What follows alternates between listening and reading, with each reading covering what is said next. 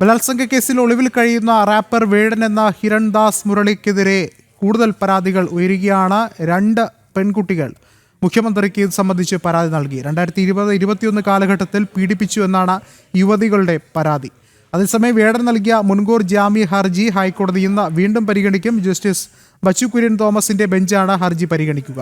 ഹർജിയിൽ സർക്കാർ വിശദീകരണം ഇന്ന് നൽകിയേക്കും. കൂടുതൽ വിവരങ്ങളുമായി നിഷ ദിലീപ് ചേർന്നുണ്ട്. നിഷ, എന്തായാലും വേടന് കൂടുതൽ കുരുക്കുകൾ മുറുകയാണ്, കൂടുതൽ പരാതികൾ ഉയരുന്നുണ്ട്. എന്താണ് മറ്റു വിവരങ്ങൾ?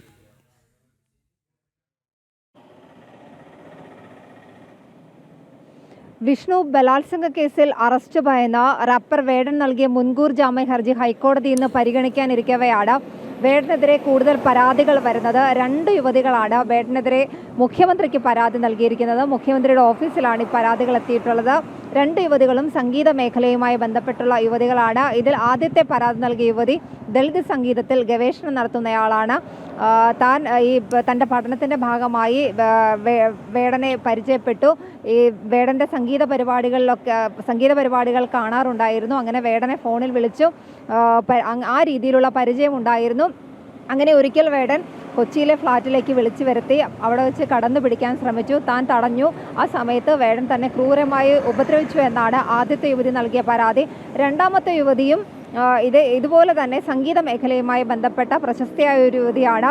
ഇവരുടെ പരാതി ഇതുപോലെ തന്നെ വേടൻ ഉപദ്രവിക്കാൻ ശ്രമിച്ചു, ക്രൂരമായി പീഡിപ്പിച്ചു എന്നുള്ള പരാതിയാണ്. എന്തായാലും ഈ കോട്ടയത്തെ യുവ ഡോക്ടർ നൽകിയ പരാതിയിൽ കഴിഞ്ഞ ജൂലൈ 31-നാണ് തൃക്കാക്കര പോലീസ് വേടനെതിരെ കേസ് രജിസ്റ്റർ ചെയ്തത്. ഈ കേസിൽ അന്വേഷണം നടക്കുകയാണ്. ഇതിനിടെയാണ് അറസ്റ്റ് ഭയന്ന് വേടൻ മുൻകൂർ ജാമ്യത്തിനായി ഹൈക്കോടതിയെ സമീപിച്ചത്. ഇന്ന് ഹൈക്കോടതി വേടന്റെ മുൻകൂർ ജാമ്യാപേക്ഷ പരിഗണിക്കും. ജസ്റ്റിസ് ബിച്ചു കുര്യൻ തോമസിന്റെ ബെഞ്ചാണ് ഈ ജാമ്യാപേക്ഷ പരിഗണിക്കുന്നത്.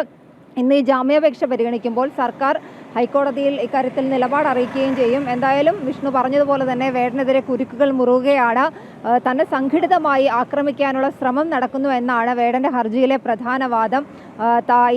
താനും ഈ പരാതി നൽകിയ യുവ ഡോക്ടറും ഒക്കെ ഈ ബലാത്സംഗ കേസിലെ കുറ്റകൃത്യങ്ങളെക്കുറിച്ചൊക്കെ കൃത്യമായി അറിയാവുന്ന ആളുകളാണ്. തന്നെ സംഘടിതമായി കുരുക്കാനുള്ള ഒരു ആസൂത്രണം, അതിൻ്റെ ഭാഗമായിട്ടാണ് ഈ പരാതി എന്നായിരുന്നു ഈ മുൻകൂർ ജാമ്യ ഹർജിയിൽ വേടൻ പ്രധാനമായും ആരോപിച്ചിരുന്നത്. തനിക്കും മാനേജർക്കും ഭീഷണി കോളുകൾ വരുന്നുണ്ട്, പല യുവതികൾ പരാതി നൽകുമെന്നാണ് ഈ ഭീഷണി കോളുകളിൽ പറഞ്ഞിരുന്നത്. എന്തായാലും വേടനെതിരെയുള്ള കുരുക്കുകൾ കൂടുതൽ മുറുകുകയാണ്.